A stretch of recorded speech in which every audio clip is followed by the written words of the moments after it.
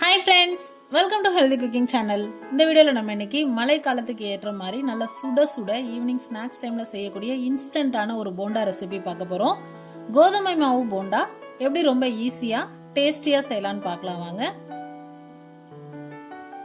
Mixing பவுலில் 1 cup அளவுக்கு கோதுமை மாவு, அதே கப்பில் 1/2 கப் கடலை மாவு, 1/4 கப் பச்சரிசி மாவு, 1 டீஸ்பூன் அளவுக்கு தூள் உப்பு, 3 டேபிள் ஸ்பூன் தயிர். ஃபர்ஸ்ட் இந்த இன்கிரிடியன்ஸ் எல்லாம் சேர்த்து நல்லா கலந்துக்கோங்க. பேக்கிங் சோடா நான் போடல. உங்களுக்கு சப்போஸ் அந்த போண்டா வந்து நல்லா ஃப்ளஃபியா வரணும், நல்லா உருண்டு வரணும் அப்படின்னா இந்த ஸ்டேஜில் 2 பிஞ்ச் அளவுக்கு பேக்கிங் சோடா சேர்த்துக்கோங்க. இப்போ அதெல்லாம் நல்லா மிக்ஸ் பண்ணதுக்கு அப்புறமா தண்ணி சேர்த்துக்கலாம். தண்ணி வந்து ஒரே டைம் சேர்க்காம கொஞ்சம் கொஞ்சமா மாவை கலந்து விட்டு பார்த்துட்டு சேர்த்துக்கோங்க. ஏன்னா ஒரு மாவும் ஒரு மாதிரி தண்ணி குடிக்கும். நல்லா கட்டி பிடிக்காம இந்த மாதிரி கரைச்சி எடுத்துட்டு வந்துருங்க. இப்போ போண்டா கன்சிஸ்டன்சி கரெக்டா இருக்கும். அடுத்ததா நறுக்கிய வெங்காயம், பச்சை மிளகாய், கருவேப்பிலை, கொத்தமல்லி கீரை. தனி மிளகாய் தூள் நான் சேர்க்கல. சப்போஸ் நீங்க உங்களுக்கு தனி மிளகாய் தூள் ஃபிளேவர் பிடிக்கும் அப்படின்னா பச்சை மிளகாயை குறைச்சிட்டு அதை சேர்த்துக்கோங்க. இப்போ இது எல்லாத்தையும் சேர்த்து நல்லா கலந்து விட்டுருங்க.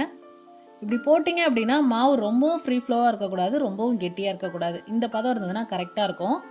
இப்போ நம்ம மாவு ரெடி ஆயிடுச்சு. எண்ணெயை சூடு பண்ணிவிட்டு சின்ன சின்ன போண்டா மாதிரி நம்ம கிள்ளி போட்டுக்கலாம். பக்கோடா போடுறோம் இல்லையா, அந்த மாதிரி போட்டுக்கலாம். குட்டி குட்டியாக போட்டிங்க அப்படின்னா தான் சீக்கிரமாக வேகும். இப்போ பாருங்கள், 2 நிமிஷத்தில் கலர் சேஞ்ச் ஆயிரும். ஒரு பக்கம் திருப்பி விட்டுருங்க.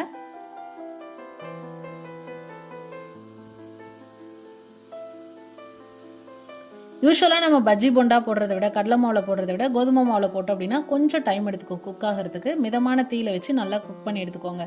இந்த மாதிரி நல்லா கலர் சேஞ்ச் ஆகி வந்ததுக்கு அப்புறமா எடுத்துடலாம். அவ்வளோதான் ஃப்ரெண்ட்ஸ், சுவையான சூப்பரான கோதுமை மாவு போண்டா எப்படி செய்யலான்னு இந்த வீடியோவில் பார்த்தோம். இந்த போண்டாவை ஈவினிங் ஸ்நாக்ஸ் டைமில் ஒரு டீ கூட வச்சு சர்வ் பண்ணீங்க அப்படின்னா, இல்லை சட்னி கூட வச்சு சர்வ் பண்ணீங்க அப்படின்னா அட்டகாசமான காம்பினேஷன். ட்ரை பண்ணி பார்த்துட்டு உங்க கமெண்ட் மறக்காம சொல்லுங்க ஃப்ரெண்ட்ஸ். இது போன்ற ஹெல்தி ரெசிபிஸ்க்கு மறக்காம ஹெல்தி குக்கிங் சேனலை சப்ஸ்கிரைப் பண்ணுங்க. இந்த வீடியோ உங்களுக்கு பிடிச்சிருந்தா லைக் பண்ணுங்க, ஷேர் பண்ணுங்க, கமெண்ட் பண்ணுங்க. தேங்க்ஸ் ஃபார் வாட்சிங்.